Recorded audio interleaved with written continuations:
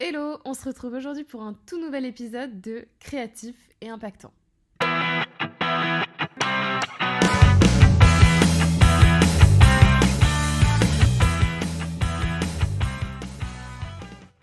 C'est parti pour le 3e épisode, cette fois-ci sur l'inbound marketing. Oui, comme tu as pu le lire dans le titre, beaucoup de choses sont englobées dans ce terme. Alors finalement, c'est quoi l'inbound marketing ? Je vais d'abord te décrire sur quoi repose cette stratégie de marketing digital, te donner quelques exemples et tips pour performer au sein de ton business. Allez, prends un café ou un thé et hop, on est parti.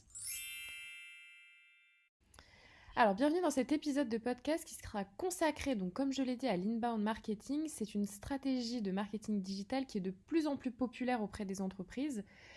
Et c'est une approche qui consiste à attirer des clients potentiels vers votre entreprise plutôt que de les contacter directement par le biais de publicité ou de campagnes de prospection. C'est vraiment une technique beaucoup moins intrusive. Le concept de l'inbound marketing repose sur l'idée que les clients potentiels recherchent des informations en ligne avant de prendre une décision d'achat. Et justement, si tu lui fournis des contenus utiles, pertinents et intéressants, eh bien, tu peux attirer l'attention de tes clients potentiels et les amener à prendre contact avec toi. Et l'un des exemples les plus connus de l'inbound marketing, c'est le blog. Justement, en publiant régulièrement des articles informatifs et intéressants sur un sujet lié à ton entreprise, tu vas pouvoir attirer l'attention de tes clients potentiels qui cherchent des infos à ce sujet. Moi, par exemple, j'ai fait un article, un post sur Webflow vs WordPress. Et bien justement, la personne qui a envie de créer son site internet, mais qui hésite entre ces deux logiciels, finalement qui s'y connaît pas trop, elle va se dire « Ah, j'ai les infos, et puis pourquoi pas la contacter pour en savoir plus ?» En fait, c'est un premier pas dans le tunnel de vente. Et donc, une fois que vous créez ces articles de blog sur votre site, vous pouvez les relayer sur les réseaux sociaux, justement pour les promouvoir en post, en story, afin de toucher évidemment un public plus large que simplement la recherche sur Google. Un autre exemple concret de l'inbound marketing, ça va être la création de livres blancs ou de e-books. Donc, en écrivant un livre blanc sur un sujet qui intéresse votre public cible, vous allez les attirer à vous. En échange, ils vont devoir laisser leur adresse mail, justement pour avoir gratuitement votre livre blanc, ce qui va vous permettre de fournir des infos essentielles sur vos services et de les inclure dans une liste de diffusion. Comme ça, vous savez que plus tard, avec toutes ces adresses mail, vous allez pouvoir faire des communications ciblées sur d'autres sujets, sur une offre. Par exemple, moi, j'ai créé récemment mes templates Notion.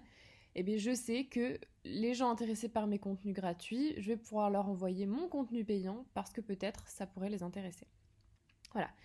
Et pour réussir en inbound marketing, il faut absolument fournir un contenu qui est de qualité. Il faut interagir avec votre public et mesurer les résultats. Et il y a un autre contenu qui est très mis en avant, c'est par exemple les quiz. Quelle est la stratégie digitale qui conviendrait à ton business par exemple ? Comme je crois que j'en avais déjà parlé sur mon précédent épisode de podcast, mais les gens adorent en apprendre sur eux-mêmes. Se dire, alors attends, quel profil j'ai d'entrepreneur ? Quelle stratégie j'ai ? Est-ce que c'est la bonne ? Il y a une forme d'ouverture d'esprit, on aime quand on nous offre un petit peu les clés pour s'améliorer, donc c'est un peu tout l'enjeu. Et ça peut pousser, c'est un premier pas qui peut pousser à justement avoir envie de faire appel à vous, au service, et à enfin déléguer, quoi. Pareil, il faut absolument recycler son contenu. Pourquoi ? Pour gagner du temps et aussi pour atteindre forcément, comme je l'ai dit, un public un peu plus large. Par exemple, vous allez faire, je vous donne un exemple, une vidéo sur TikTok ou un réel. Vous allez aborder 1, 2, 3, 4 points dedans. Et bien vous en faites un carrousel avec ces 4 points. Le but, en fait, c'est que toutes ces images, elles rentrent dans l'esprit de l'internaute. Donc, ça va être via l'image, via la vidéo, vous décuplez un peu l'identification à tout ça. Et vous pouvez justement, transformer aussi un article de blog en un podcast. Mon podcast, ça peut aussi faire office de post. C'est ça qui est fou. Vraiment, la créativité est large. Vous pouvez aussi faire des infographies. C'est un contenu qui plaît énormément avec, par exemple, un cerveau et toutes les qualités de l'entrepreneur. Moi, je l'avais fait sous forme d'une assiette avec les qualités de l'entrepreneur, mais ça peut être plein de choses. Ça peut être les 6 choses à ne pas oublier dans son business. Enfin, honnêtement, le format infographie plaît beaucoup, donc je vous invite à le faire.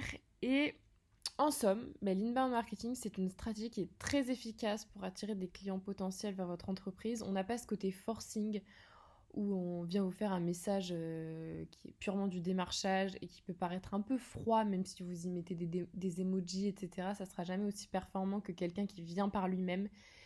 Donc c'est toutes ces petites techniques pour lui dire allez viens Coco, viens essayer mes services. Donc voilà, il faut que vous fassiez un effort de créativité pour attirer l'attention avec un contenu qui est qualitatif, attention. Recyclez votre contenu, mesurez vos résultats et réadaptez votre stratégie de marketing numérique parce que elle évoluera tout le temps. Il faut faire place aux tendances du marché. Il y a énormément de choses à prendre en compte. Voilà, alors pour finir, je vais te faire un petit récap de tout ce que je viens de te dire. Cet épisode sera court, mais il n'est pas nécessaire de le rallonger, juste que tu dois retenir comme exemple de contenu inbound.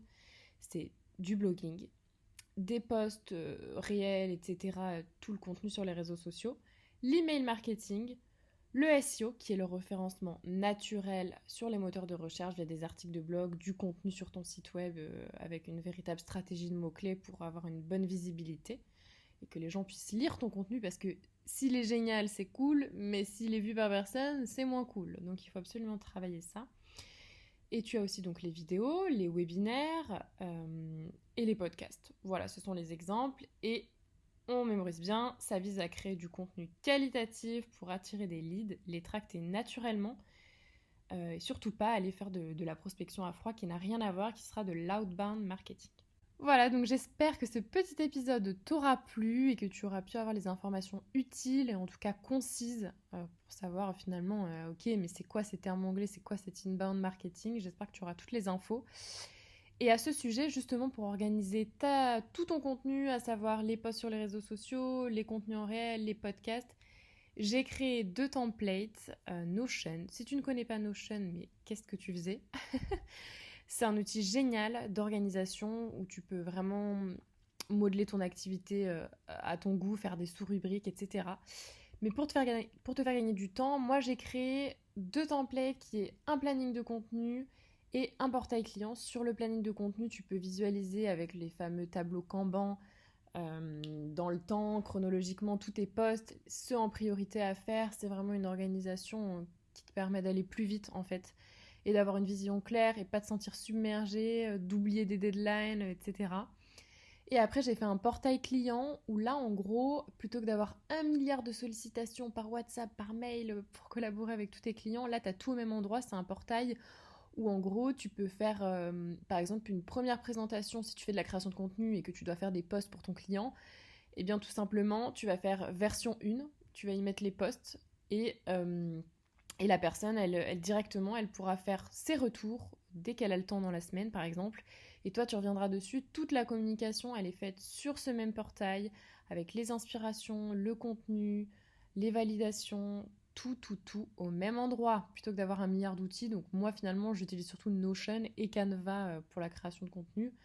Et voilà, et tout roule. Donc si ça t'intéresse, je te mets le lien en description. N'hésite pas à aller jeter un coup d'œil. Si tu décides de les prendre, tu les as en 2 minutes top chrono. Derrière, il y a un accompagnement évidemment si jamais tu n'arrives pas à prendre en main les templates. Voilà, mais écoute, j'espère que cet épisode t'aura plu et je te dis à bientôt dans un nouvel épisode.